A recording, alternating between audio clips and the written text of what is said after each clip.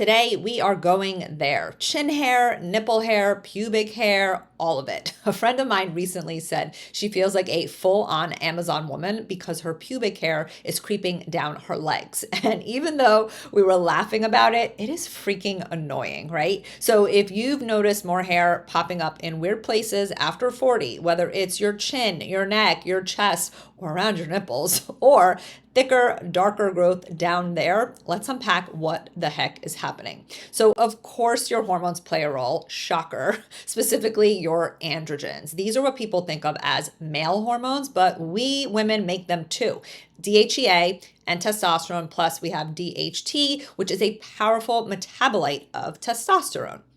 When these are elevated, or when your estrogen and progesterone drop faster than your androgens, you can end up with androgen dominant like symptoms, such as unwanted hair on your chin, neck, nipples, or navel area, hair thinning or loss on your head, acne or oily skin, mood swings, irritability, and even weight gain.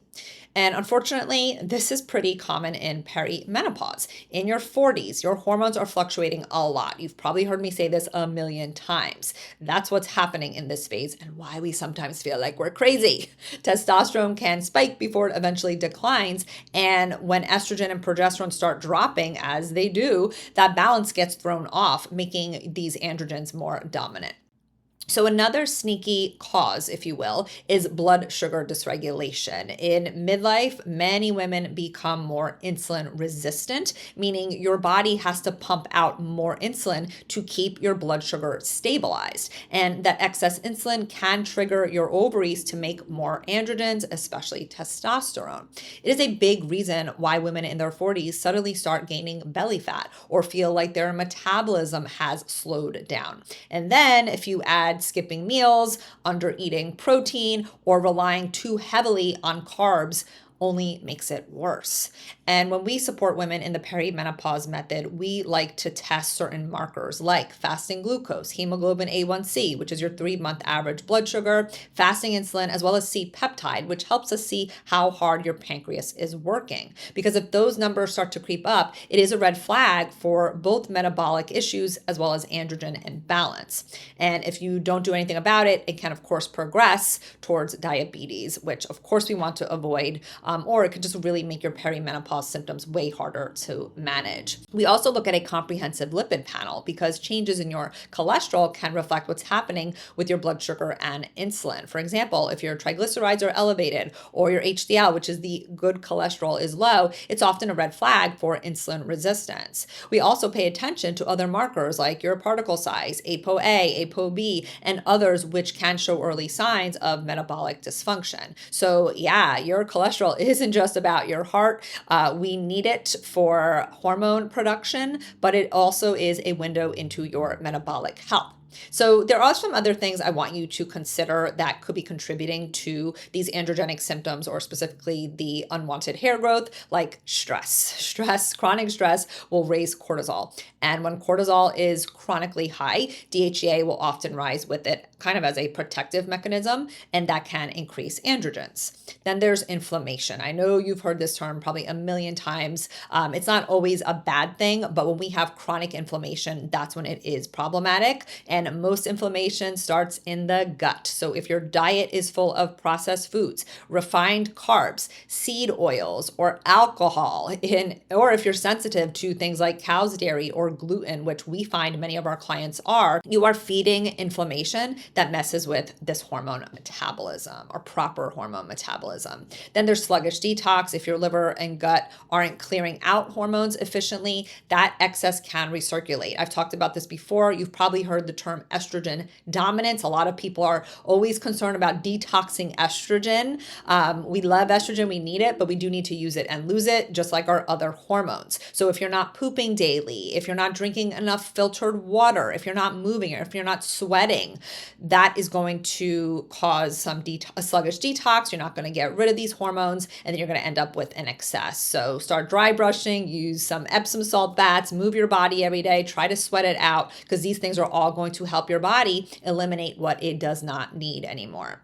Then there's something called PCOS. If you have always had irregular cycles, dealt with acne or hair growth, even before perimenopause, you could very well have polycystic ovary syndrome. It unfortunately often goes undiagnosed and can flare again in midlife due to insulin resistance and these hormonal shifts. And then the last thing I want to mention is TRT, testosterone replacement therapy or hormone therapy. If you noticed you started to experience androgenic symptoms after starting testosterone therapy, you are not alone. Many women experience this, myself included.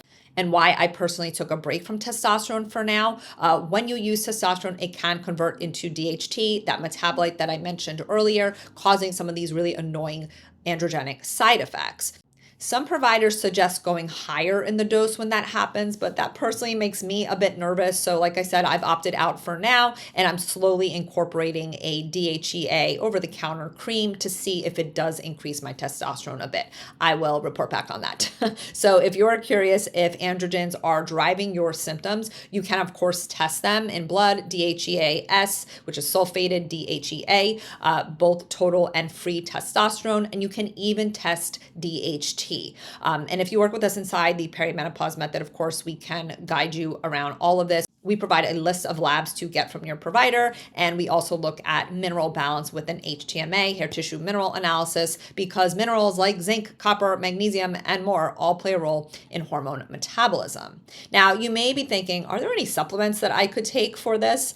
While I always prefer you test to see what you actually need, if you do have symptoms of excess androgens, there are some 5-alpha reductase inhibitors that may help shift that androgen metabolism towards the 5B or 5-beta pathway, which is less androgenic, such as saw palmetto, stinging nettle root, reishi mushroom, zinc, or even green tea extract. And they can help reduce androgen activity.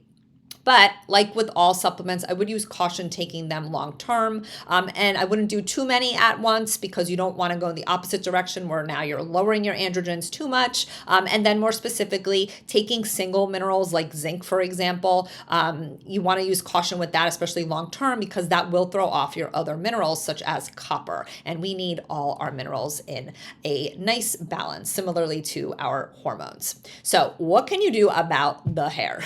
Of course, you want to keep a trusty tweezer on hand. I certainly do.